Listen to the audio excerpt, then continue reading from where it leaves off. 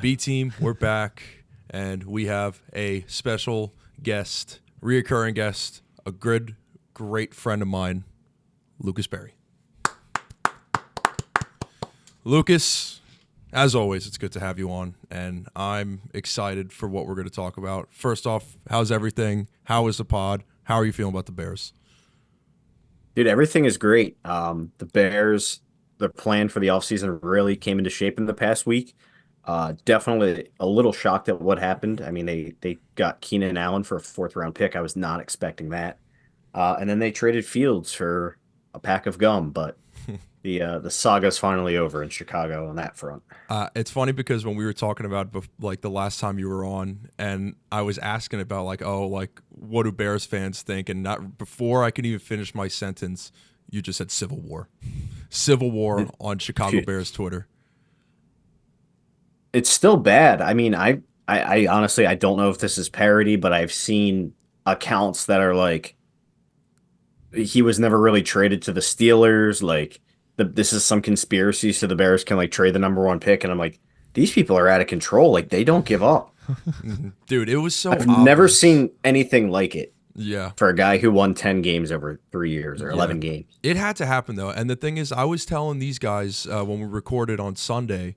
Like I feel like that trade though, and I think I told you this too. I think it was out of good faith, honestly. Like I think they wanted to set Oh, up Fields to be in a good position for him to actually succeed, because I believe that there were other teams interested in Fields, but they were kind of looking out for him. And I feel like Ryan Poles is the guy to do that, based off what he's done this free agency. I mean, even with the trading of the number one overall pick and DJ Moore and all that, I mean, I think he's done excellent so far. I mean, as a Bears fan, I don't think anyone could be mad about what he's done. there are a few people who are just mad at everything, so they get upset with him. But I would say overall, his track record has been very solid, especially in the draft. I mean, some of his free agent signings are hit or miss, but Hmm. I appreciate that he doesn't sink huge money into free agency. I always kind of like that. And yeah, no, I think he's done a great job, and I absolutely agree with you. I think he did the right thing for Fields, and I have no sourcing on this. My intuition tells me Philly probably gave him a better offer, and he didn't want to go and sit there behind Hurts. Yeah. No, I said this last week. You guys did the perfect thing. Like Poles was a genius with how he worked this deal because he did it when everyone was drunk. So no one's even gonna know that. No one was gonna know it happened. And then all he got the rest of the day was just videos of like teenagers and mid-20s people crying into their phones watching Titanic music to Justin Fields. So I mean, Ryan Poles knows what he's doing. I like the guy. I like how he worked it. St. Patrick's Day is a great news dump day. Hmm. I I mean, I do think the Bears overplayed their hand a little bit in this whole situation, and I would totally be lying to you if I said I thought that um, the other quarterbacks that got traded were better, that much better than Fields, like I don't know, like Minshew or Mac Jones or the dude Sam Howell, like Pickett, any of them. Like I think like the Vikings signed Sam Darnold.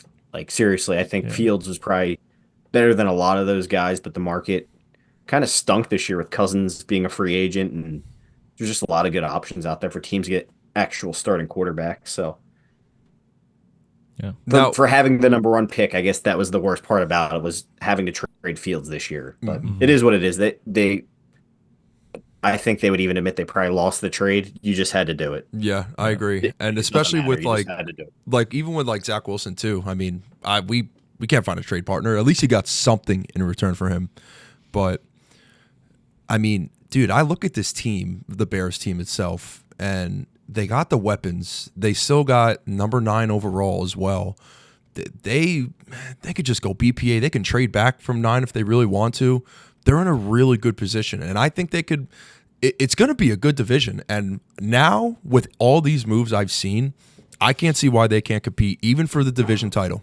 Honestly, I know that's high expectations because we have to see what Caleb Williams is going to do, how he's going to perform, thrusting him in right away to the QB1 spot. But they set him up. Again, this is one of those situations where a first round, first overall pick is being put in a good situation for once. We haven't seen this pretty much in a long time. But I don't know. I actually have I'm buying the hype a little bit of the Chicago Bears.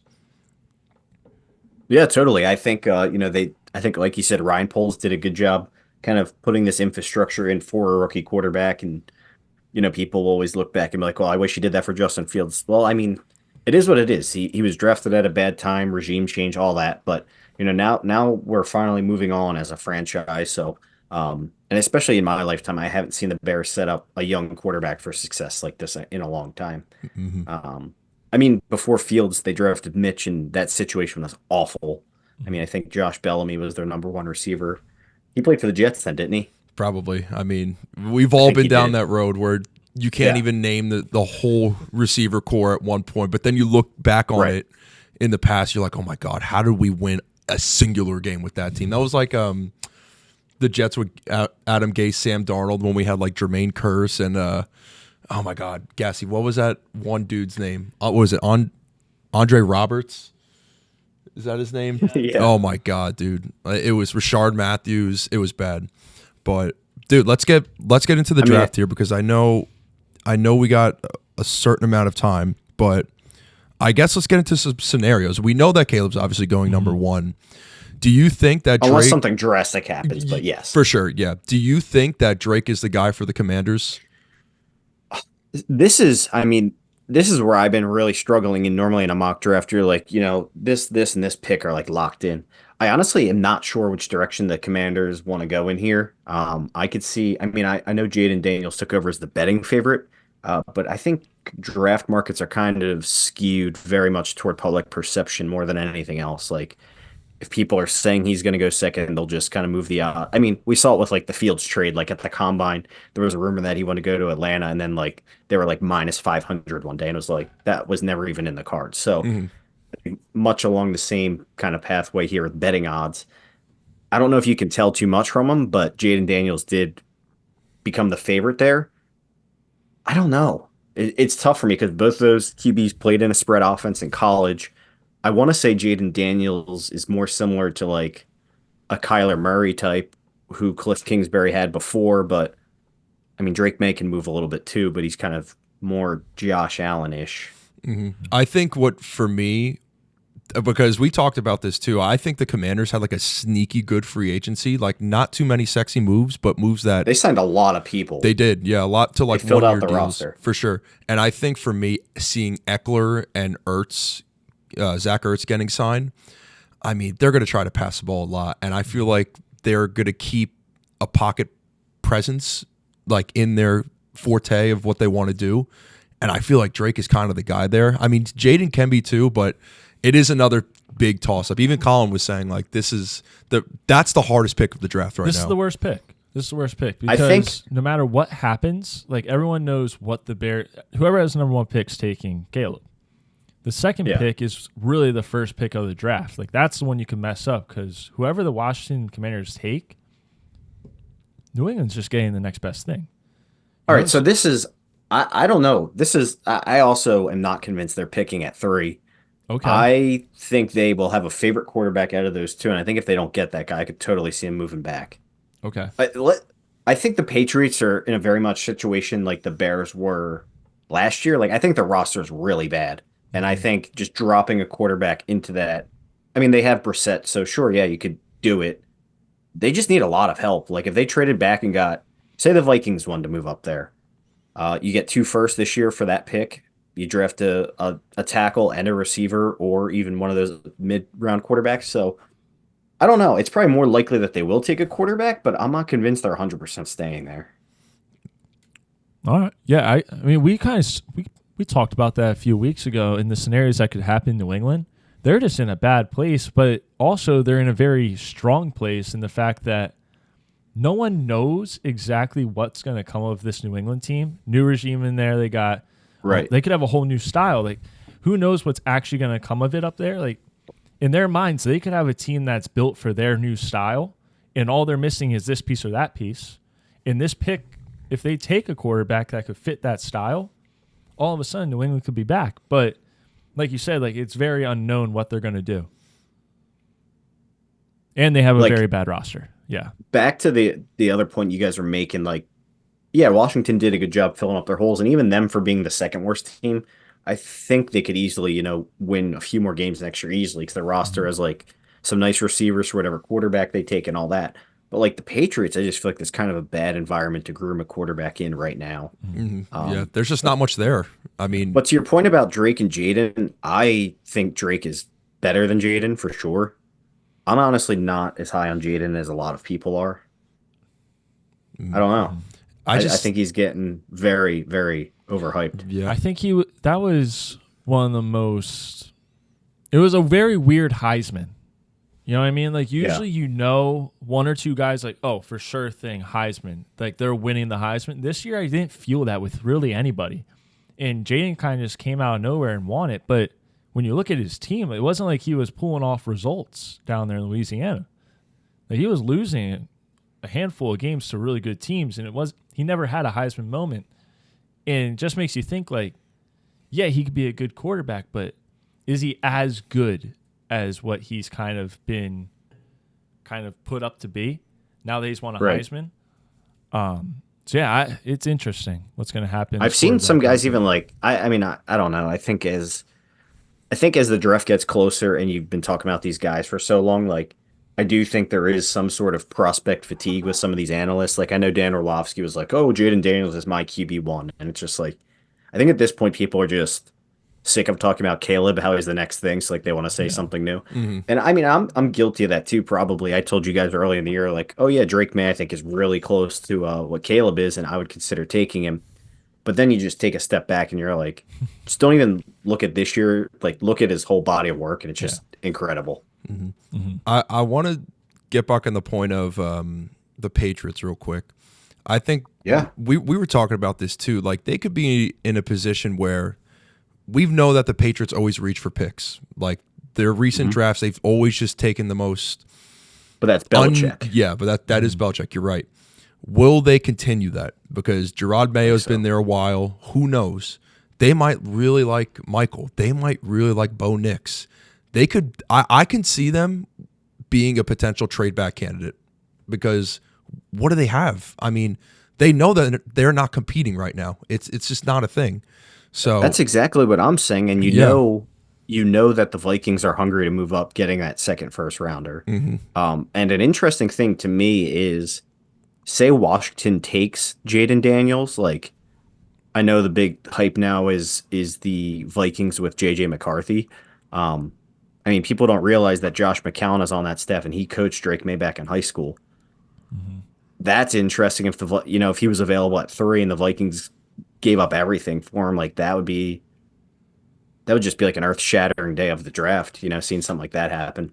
I feel like JJ. But could you see it? Could you see that? Like, Yeah. Definitely. May goes 3rd, or May drops the 3, and then the Vikings move up everything to go get him or something. Yeah. Yeah, that's kind of, we talked about it earlier with Sammy. It's like he can give you a good season, but he's always going to have those games where you take a step back and you're like, all right, this is still Sam Darnold. We're talking about, like, he's not going to be the guy here. Like, I could see, they could definitely move up and get that. And I know Mike doesn't really like hearing that because he's a Sam Darnold lover. That was the guy I was going to talk to you about, was Sam Darnold. We can get into it another time, but because, God, don't get me started. But, okay, real quick. JJ is one of those guys like last year. He's kind of like a Will Levis where people have him either rated really high or he's going to drop back into the second round. Where do you think JJ is going to fall to, and do you see any type of team that's going to bite the bullet on JJ? Top 10 lock. Top 10 lock. I'm almost willing to say top 6 lock. Top 6 I lock. literally think I don't think he's getting past the Giants, and I think Minnesota will absolutely try and get him. I think the most likely scenario is Caleb, Drake goes to, let's just say the Patriots take Jaden Daniels, and then I think that they would trade back with the Chargers. Okay. A top 10 lock.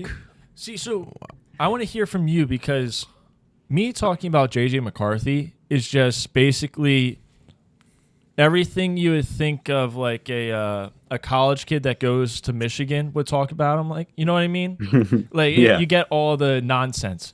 I need to hear from you what you truly think of his game, because I think there's a lot of people that don't actually know what his game could bring to the NFL.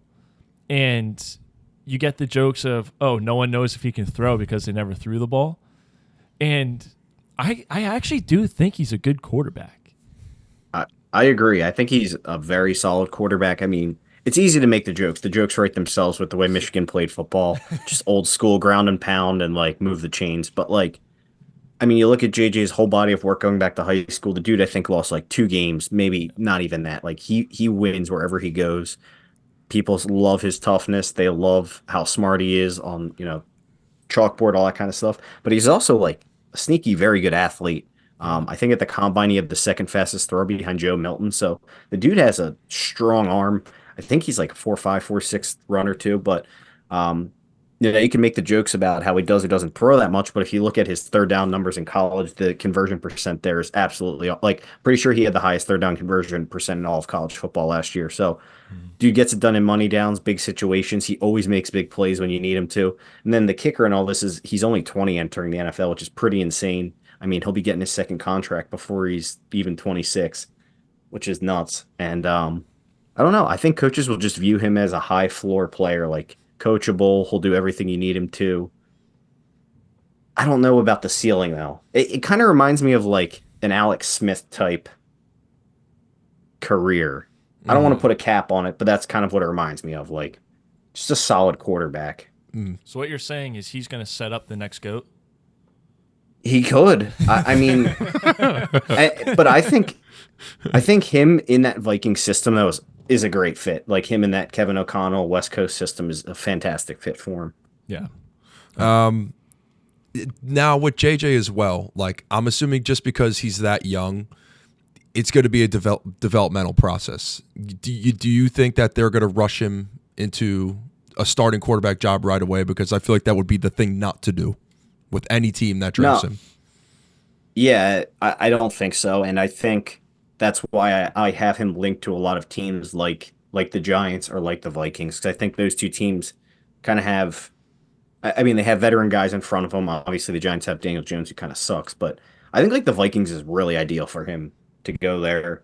I mean, I could also maybe see Sean Payton liking him, but I'm not sure if the Broncos have the ammo to get up there and do it. Mm-hmm. Yeah, I mean, honestly, one of the worst kept secrets of the draft right now is that the Broncos love Bo Nix.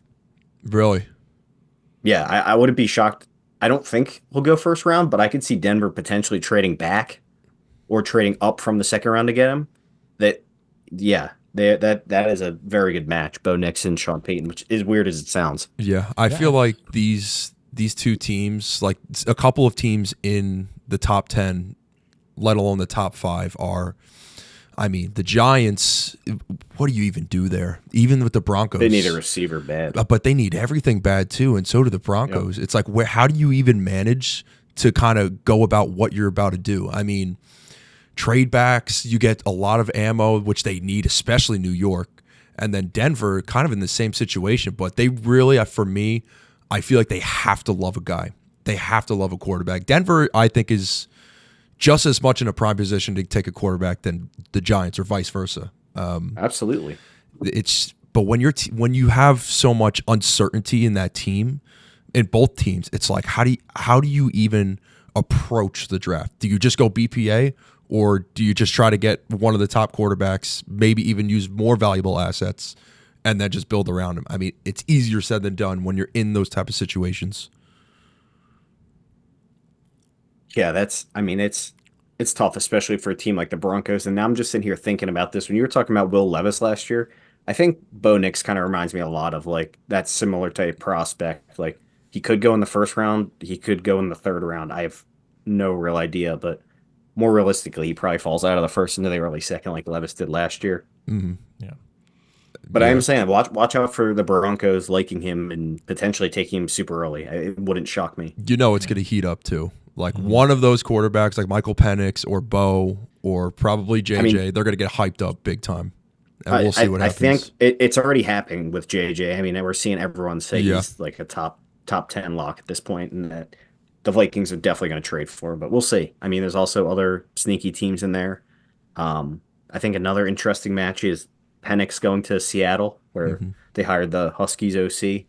So that's an interesting match. I don't know if they would go after him. They still have Gino, and they traded for Howell, Sam. but Yeah. Is there a team that you think will be extremely active around the draft? Like, who do you think's really going to get active here? the Vikings. Is that's the team that's going to get really, really at it? I mean, they've been wanting to move up for. I mean, last year before the draft, there was rumors that they wanted to move all the way up. Yeah. They've been wanting to do this for a while now. They finally got Cousins out of there. I mean, they just got that extra first round pick. I think it's kind of obvious what they want to do, but I mean, draft trades are also not as they're kind. I mean, big draft trades don't happen that often. I feel like. Yeah. Yeah. And one more thing going off that, I just want to get this out of the way so we can get into other stuff here. Have you heard anything on the Cowboys? I'm just trying to figure out if we're ever going to make a move here because it doesn't seem like anything's coming. I feel like we're just going to run it back with the same team minus Leighton Vander Esch and Michael Gallup. Yeah, they've been pretty nocturnal. I don't really know what's going on there. As the draft stands now, I could definitely see you guys taking. I mean, this is a great draft to need a tackle, so Taking a kicker. I could definitely see Dallas taking a tackle early. I And don't know. that's Is that obvious that they're going to do it? Take a tackle, or Yeah, I mean, they definitely need it. Dude, I'm asking you because you're a fan, so like you're more plugged into the team than I am. I'm just like my first thing is, yeah, I think they would definitely take a tackle, but I don't know if there's been other Receiver, smoke. linebacker too. I see us getting either a tackle or a linebacker with our first pick, but something that just keeps creeping into my mind. I know we signed Rico Dowdle today, but let's be honest, you can't have a running back room with Rico Dowdle and the Oompa Loompa from Kansas State. Dude, Like we Strong. are gonna draft a running back, I think, because at this point we didn't go get anyone. So that's my only solution to the running back room. We're gonna draft someone. I Yeah, feel like they go I'm for- defense at like linebacker or something, man. That is I was going to say, right where the this draft position that is, linebacker though. and a running back isn't great. I mean, just like the position that they're in, like I feel like linebackers always kind of go within like 18 to like 25 area. I mean, that's what we usually see. D tackles, linebacker, especially with Leighton Vander Esch gone. I think they could definitely look for one there. But Yeah, linebacker. If we had one linebacker last year, one singular linebacker, we are a completely different team. Because if you can point to the moment when Leighton Vander Esch stepped off the field, like the rest of the season, the defense just slowly trickled down further and further in defensive rankings. And like if we got Kendricks, okay, but like we got to go get someone. So I think more likely a linebacker gets taken first just because of everything that's going on down there. If you look at what Jerry Jones is slandering about down there, like we're probably going to take a linebacker. Linebacker or running back has to be it. Lucas, Yeah, I think you guys will go a line. You guys need a center too, right? yeah, now center too. Yeah, now that you mention it. Well done, Jerry. Yeah, Jerry's world. We're just living All in right, it. let's move on. Because right, I don't so- need to go down this rabbit hole again. So we probably got like 10 more minutes, 10, 12 more minutes. Would you want to get into Brock or you want to get into the receivers a little bit? What are you feeling? Whatever you want. You need to know about the receivers for Dynasty, right? Let's do it. That's true. Let's do it. Gassy, take out the headphones and go in the other room. Okay. So, I mean, okay, pretty self-explanatory. It's probably going to be Marvin going the first overall receiver. A little bit of speculation, maybe Neighbors going over, but I think it's all smoke. Where do you see Rome ending up? Do you think he's a Chicago Bear? This is a tough projection for me. I don't think the Keenan Allen trade prevents the Bears from taking another receiver. I think if the Giants didn't get a quarterback, I think Rome is a good fit there. Maybe better than Neighbors. They need a big-bodied receiver really badly. I mean, they have Wan'Dale Robinson and Slayton, Hyatt. Hyatt. Yeah, that's the guy who's blanking on his name. I mean, all them dudes are really, really thin. So I think Odunze brings them that big-bodied X receiver. I mean, Neighbors can play outside, inside, wherever, but he's definitely not as big or physical. So I think Neighbors. I honestly think Neighbors isn't super far off Marvin Harrison talent-wise, but I could see Rome being a better fit for some teams where he might go higher. Now, do you So, like, go ahead? If he goes to the Giants in fantasy, though, man, I don't know. Yeah, I feel like there are a the couple landing of spot spots. matters a lot for those two Yeah. guys. I think the Giants are probably like the one. It's probably for me like the Patriots, just because like any receiver goes there, it's just you're like, damn, like their value. I mean, doesn't matter how good they are. You're on the Patriots, it's a whole different ballgame, but it's also a whole different offense and a whole different coach.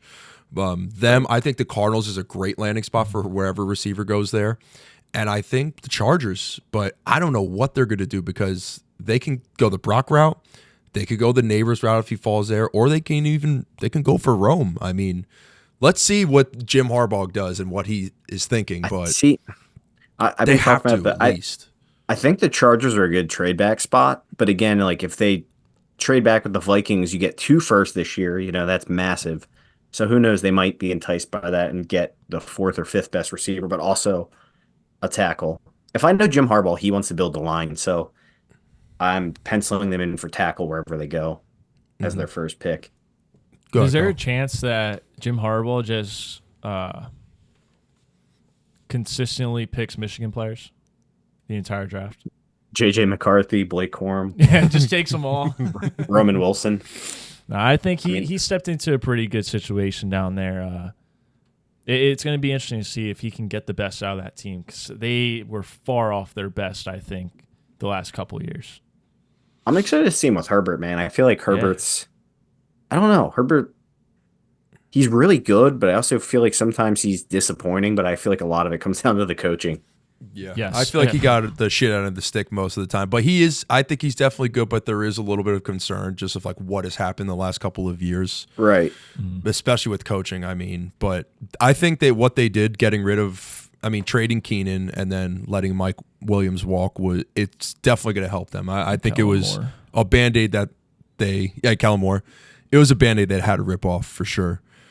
But what about these other? Because again, this is probably the most exciting receiver class that we've had since. Right. Well, go ahead quickly before you move on. If the Chargers did take a receiver at 5, that would automatically probably be my second wide receiver 2 in this class. Like if they took Rome or Neighbors, like I think they would just dominate in that offense. Yeah, any of those receivers go with there. Herbert. He's their wide receiver 1, and he's going to snap 2. But also, that's like they're going to take a receiver at some point. So even if it's like later round 1 or round 2, I would still probably value whatever receiver that is pretty highly in that offense. Yeah. Now, are there any other guys? I mean, again, very deep receiver class. Probably like back end of round 1, round 2, round 3.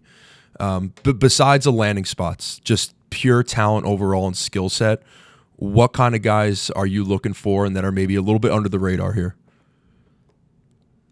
It's tough with all the draft news we have access to now. I don't know if really there's any guys that like go flat out under the radar, but like end of round 1, dude. I mean, Ladd McConkey he's kind of a beast. Goofy name, small little white dude. He would not shock me if he went in the end of the first round. And a guy I'm really high on, actually. Texas has 2 stud receivers, but I actually like A.D. Mitchell better than Xavier Worthy. I think A.D. Mitchell reminds me a lot of like CeeDee Lamb, to be honest. Okay. The route running, the catching ability, and just he's fast. He's really fast. The back end of the first round, I mean, these athletes now are just insane, but I feel like the back end of those first round receivers into the second round, they all are extremely fast. Any guys that you aren't high on? That others are high on. I mean, I really don't like Worthy as much as other people do, if I'm being honest. There's a stat on him. It's like when receivers run like sub 4, like 4 or 4.3 40s. I think it's like really low 40s. They're like all bust. John Ross and yeah, I mean, I do think I'll ride with that. He's definitely more of a. He definitely has more to his game than those other guys. Like sure. I definitely think a lot of those other guys were just straight speed. But also, I don't know. I just never loved him as much. I always thought A.D. Mitchell was the better Texas receiver, in my opinion. Yeah, I in my mind, I was out on him the moment that ESPN posted his thing about how he's not just a fast guy, he can run routes, and they posted a go route against Alabama. That was the moment that I was out, because I'm like, all right, that is a telling sign that that's the route that they're posting. Oh, man, Yeah, so I don't. That's good information. Yeah, I don't know if you got, like I said, I don't know if AD Mitchell is an under the radar guy for you guys, but I do really like him. And what are you Not at shaking all. your head at? He's not under the radar. I think Yeah, we've talked he's about him pretty high. so much. I Yeah. was gonna say another guy I really like is Xavier Leggett from South Carolina. I don't know if you guys Did heard you his see the clip where he has video of that him? crazy Southern accent. Yo, Yeah. insane, dude. Yeah. Like when I Um, saw that, I'm like, yo, there is no way. What an accent. No, me too. I also like him. Everyone's comparing him to Debo, of course, because of the South Carolina I was gonna say he reminds me more of like connection. honestly like DK Metcalf. Like he's DK. just huge. He's very fast, insane jumping ability. Like that dude. I don't know. I really like Xavier Leggett a lot, and he'll probably be a round two guy. Yeah, they're gonna be a. I could see some of these guys even. I mean, they're gonna go, but they're gonna go early. But there are gonna be a lot of guys even in the third round. I feel like that are on the back end of like all these like this huge class, but like still have so much potential. Put up a lot of good numbers at their respective college. But it's fun, man. Yeah, I I was gonna like say that. Go ahead.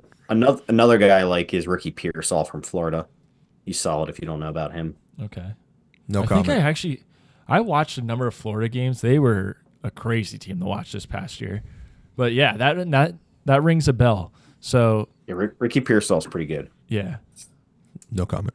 no comment. Go ahead, guys. What do you got? One thing, I'm curious what you think, Lucas, about BTJ versus Adonai, because those guys are kind of similar, like in their build.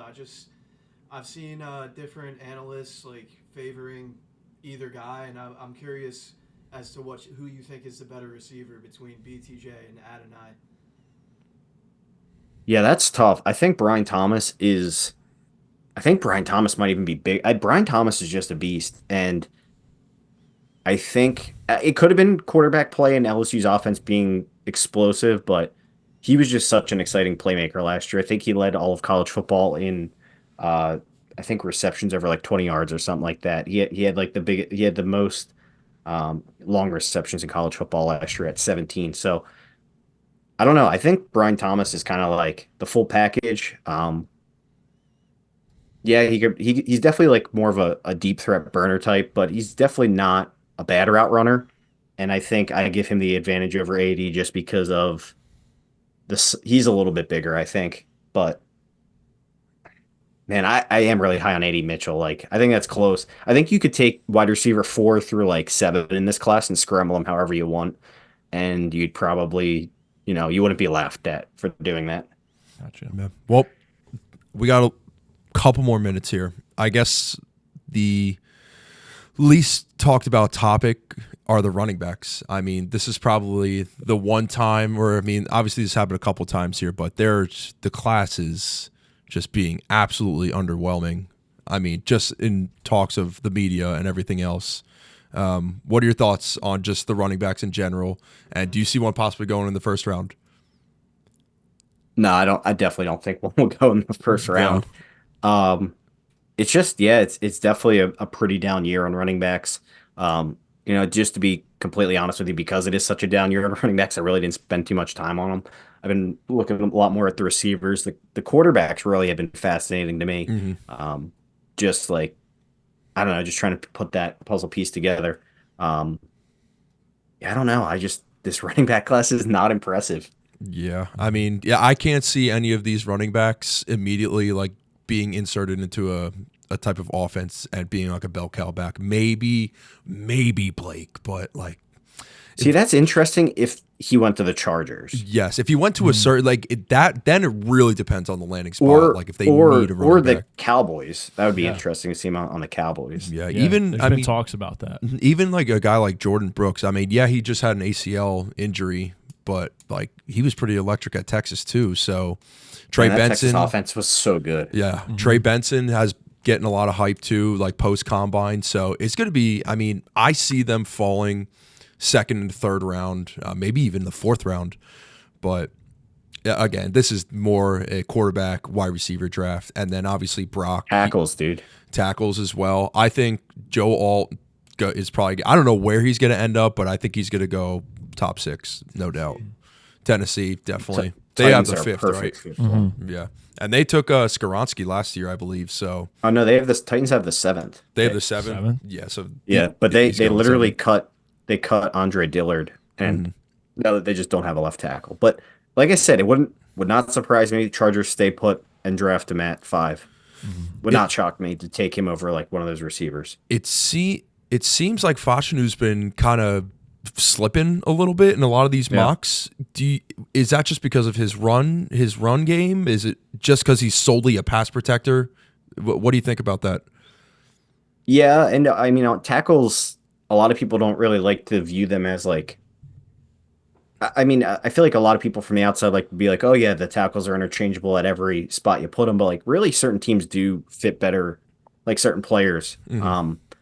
Like I would say that like the Chargers to me, who need a right tackle, they might value someone like Fuaga better because he's a really dominant run blocker. He's mean in the run game and he's like a natural right tackle versus Olu.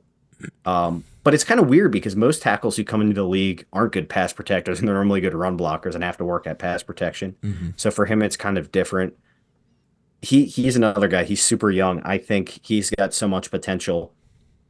I mean, it's definitely he might be worth a higher pick just for how much potential he has. Olu. A little bit of like a developmental. But you're right. I do think he is probably not the second.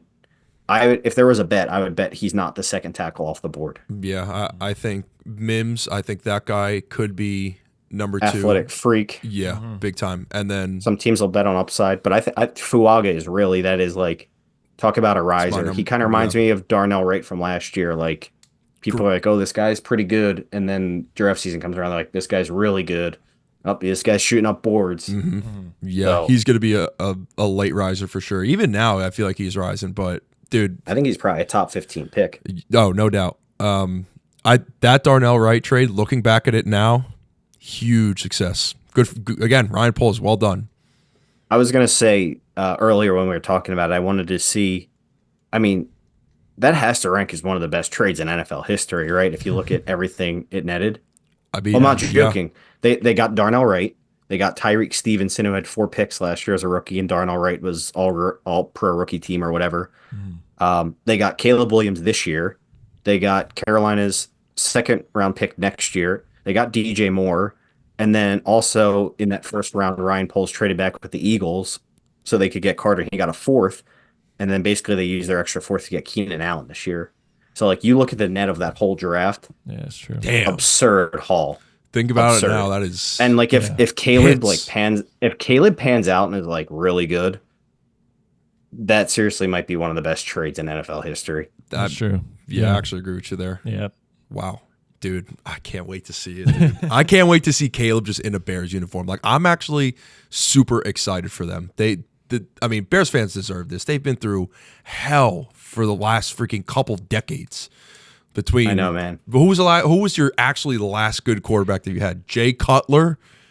Cutler. In Cutler. my opinion, he was the best quarterback in our franchise history. I loved Cutler. The bogey boy on the sideline. What a guy. But we're all right. I know you have your pod.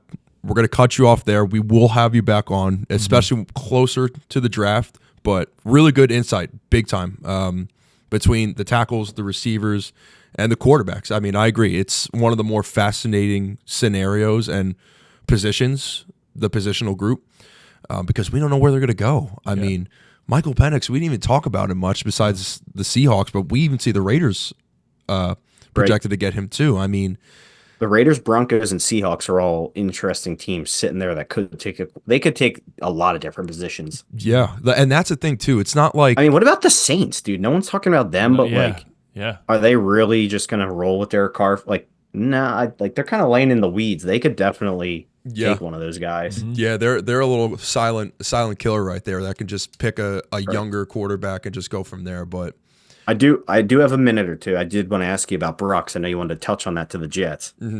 I mean, I think I was talking to Gassy about this today.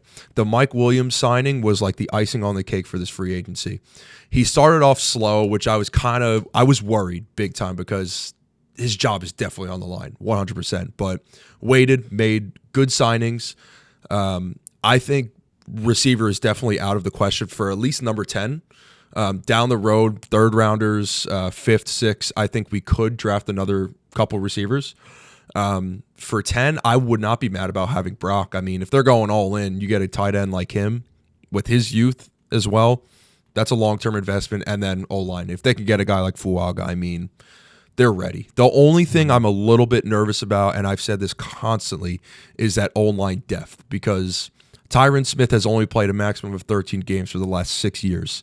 I mean, Tippmann's got injured a little bit last year. AVT has bad injury history, praying that he stays healthy. So why not get a guy who can at least compete for a spot? I mean, we want to put the best line out there to protect the old man. So if Fuaga is there, especially for the run game, and again, dude, we're going to be running the ball a lot. Like, yes, we just signed Mike Williams, but we have a top 3 running back behind Aaron Rodgers. We're going to give him the ball. So I think it makes a lot of sense because you need the depth. And I feel like right now, if one of these guys goes down, it might be the whole cycle just happening over and over again. But Brock or Fuaga, possible trade down. We'll see what happens. Yeah, I just feel like with the situation they're in, with Rodgers at his age, they brought in obviously 2 older tackles. Like, getting a tackle for the future makes logical sense, but like in a win now year, Brock, you want your first round pick on the field. Yeah. So that's why I'm just like, it makes way too much sense that Brock Bauer could and should be a Jet. I mean, you got pretty good receivers, Garrett Wilson, Mike Williams. You add Brock into that with a nice run game. That's fun. That's a fun offense. It is. It is. I think the O-line is the safer move. And like Brock is like, you miss out on those top 3 receivers, but you're still getting an incredible receiving threat. Yeah, all around guy, big time. And I think he's better than. I think he's better than Kyle Pitts coming out. I know Kyle Pitts got a lot of hype, and obviously hindsight's 2020. But like Pitts was a beast his rookie year. He had over 1,000 yards, and a lot of people forget about that. Yeah. But I think Brock is a better prospect overall than Pitts was. Yeah, he's getting a lot of hype, especially in that Georgia offense. I mean, he was just carrying too. So, dude, he was like the focal point. He's just a beast. Mm-hmm. I mean, it would not. And he's hurt. a decent blocker For sure. That's what I'm saying. He's definitely an all-around guy, and I think Rodgers needs a tight end. I mean, I don't like Tyler Conklin. He's okay, but look at the guys he's gotten career years out of in Green Bay. I mean, he made Robert Tonyan look like Gronk the one year. Yeah. Isn't he on the Bears now? He played last year and he dropped a ball wide open, and that was the end. Last time I've seen him. Well, Cole Kmet actually looked pretty good though. I feel like that was probably one of the better years of his career. So it was, but you could tell he was, because they didn't have that U tight end, like that real receiving threat. Cole Kmet was so beat up by the end of the year, like you could see that he was just physically beaten, like badly. Yeah, big time. But they signed Gerald Everett this year, which I thought was cool. It's a good number 2 tight end for Caleb. Yep. Keenan, they're bringing the Chicago Chargers, man. Yeah. Man, if they draft Odunze or Neighbors, like Neighbors is my dream. If they got Neighbors with Keenan Allen and DJ Moore, Scary. Yeah. And then those tight ends, that's a good offense. You can't cover them. I mean, well, that's what I'm saying. And I think that is a possibility that Neighbors falls a little bit, because like I said, teams will choose the receiver that profile fits better, because I don't think there's like a huge gap between them. So learn behind DJ too. Also, like once his contract comes up, you could just either trade him, let him go, get more value back. That would be smart. Well, I mean, Keenan's 32, so I don't know how long he'll be around. So, well, yeah, Keenan too as well. It would be a nice replacement. But yeah, but I appreciate you guys having me on. Always, it's always great to talk the draft. And next time, as we get closer, maybe we can do a nice little mock together or something. Yeah, that's what we were saying. Yeah, we'll have like our top 10. Maybe we could do our top 10, top 15, and then we'll have you on again and go full draft. Why not? Mm-hmm. Yeah, we'll see if we can set up a mock draft simulator on the screen. That'd be sick. Yeah, I like would that. Be good. I like that. But yeah, Lucas, always good having you on, man. Always good to talk to you. Always wishing you the best, of course. Mm-hmm. We shall talk soon. And go Mets. Chicago, happy for you guys. We can't talk about the Mets, but thanks for coming on, man, yet again. Yeah, for sure. And I appreciate the question. AD versus Brian Thomas. It's going to get me thinking a little bit tonight. Mm-hmm. I got to keep thinking about that. I think, like I said, I think Thomas has got him, but I love AD. So that was a good question. So what, 40 days? 40 days until the draft, something like that. So Yes, sir. Yeah, And I'm going to come in first in that mock draft contest this year. I can't wait to hype you up on that. I coming can't for wait. gold. Let's go, dude. Let's go. All right. Good. Thank you guys for having me on. Lucas, anytime, and you know that. We'll have you on soon. All right. Sounds good. Thanks, guys. All See you, right, my man. brother.